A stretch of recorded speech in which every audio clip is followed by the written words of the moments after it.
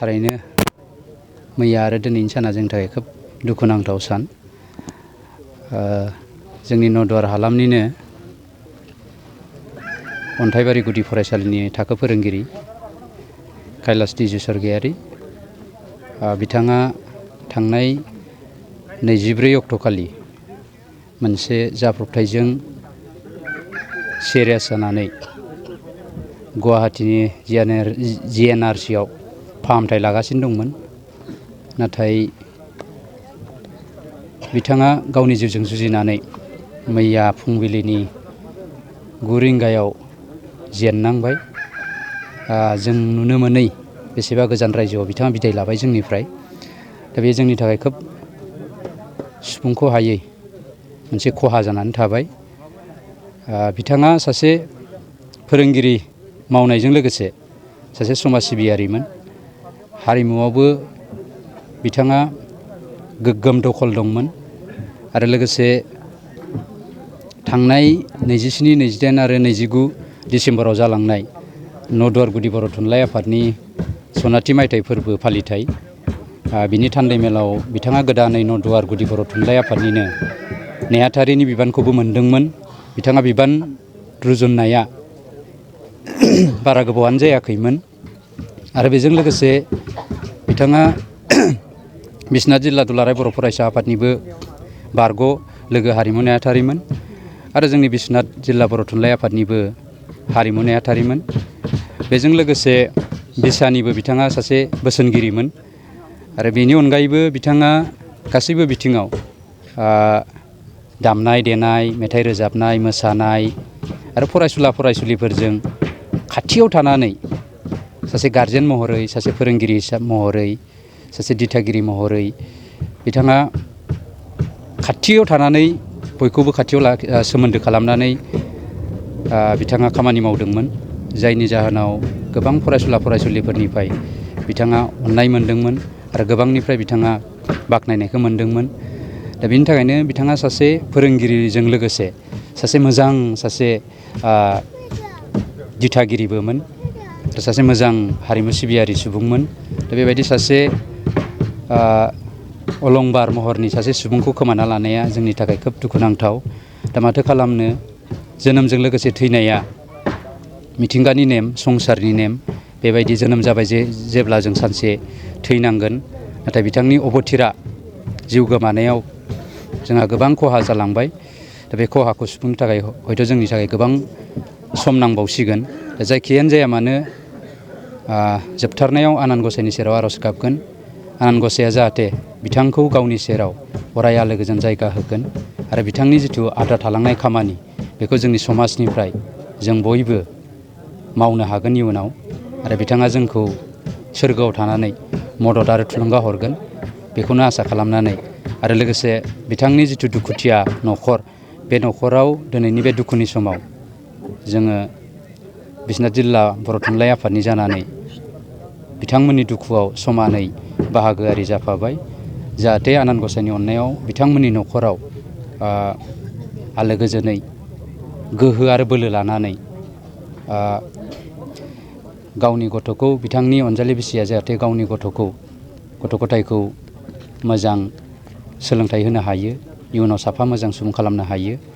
बे खालामनायाव जाहाथे आनान गसाइया बिथांनो गोहो हरथों, बेखौनो आनान गसाइनि सेराव आर'ज गाबनानै जोबथारनायाव जों बिश्वनाथ जिल्ला बर' थुनलाइ आफादनि जानानै बिथांनि गोथार जिउमानि थाखाय आनान गसाइनि सेराव गंग्लायै आर'ज गाबनानै जोङो बिथांखौ बिथांनि दिनैनि बे दुखुनि समाव जोंनि दुखुखौ फोरमायबाय।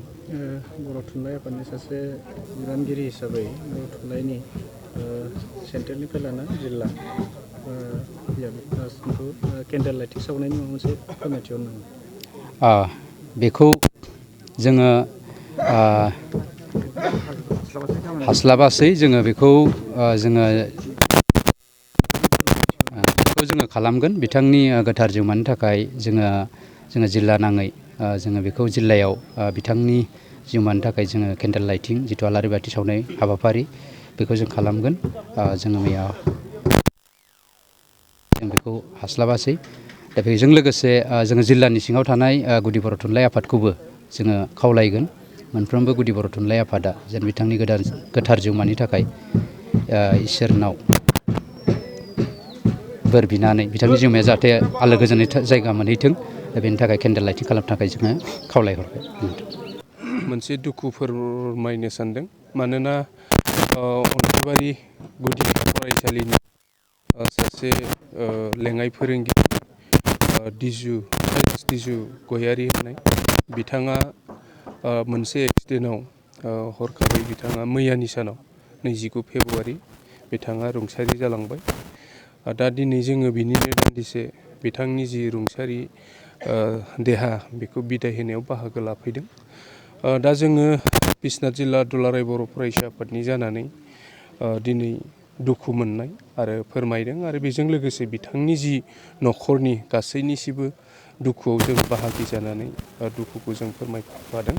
दा बे समाव बेखौनो बुंनांगोन बिथां जि रुंसारि कैलाश दिसु गयारि बिथाङा सासे मोजां सासे फोरोंगिरिमोन जेराव बिथां बायदि सासे फोरोंगिरिया रुंसारि जालांनायाव बे जोंनि जिल्लानि सिङाव थानाय नदुवार हालामनि आरो बे फोरोंनाय गुदि फरायसालिनि उन्दै फरायसुला फरायसुलि फंबाय बिथांमोना जोबोद दुखु मोनदों। दा बिथाङा बेल' नङा खालि फोरोंगिरिल' नङा बिथाङा समाजनि थाखाय गोबां खामानि मावदों आरो बेजों लोगोसे बिथाङा मोनसे समाव बिश्वनाथ जिल्ला दुलाराय बर' फरायसा आफादनिबो जिल्लायाव बिबान लानानै खामानि मावबोदों आरो दायो बिथाङा दाखालि बावैसो नदुवार हालामनि जि गल्डेन जुबुलि दा बेयाव बिथाङा नदुवार प्राइमारि बर' थुनलाइ आफादनि नेहाथारि बिबान मोनदोंमोन।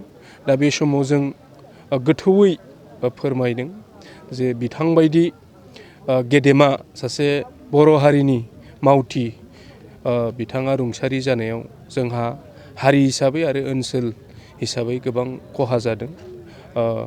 जों बेखौ दुखु मोननाय फोरमायदों।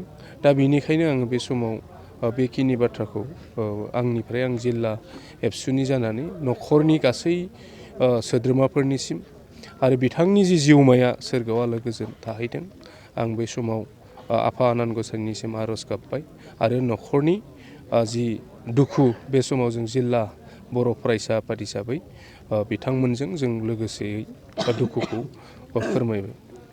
क'क्राझार नोगोरनि आर.एन.बि लामाजों थांनाय बागानसालि वार्ड नाम्बार 8आव रायजो राजाफोरनि गोग्गो देहा लाखिनो थाखाय सानजोरां इन्टारप्राइजआ गोदानै जेनेसा वेलनेस प्राइभेट लिमिटेड बेखेवदों। बे सानजोरां इन्टारप्राइज आयुर्वेदिक गलायाव मानसिनाव जानाय गेदेर बेरामनि मुलिफोरखौ मोननो हागोन।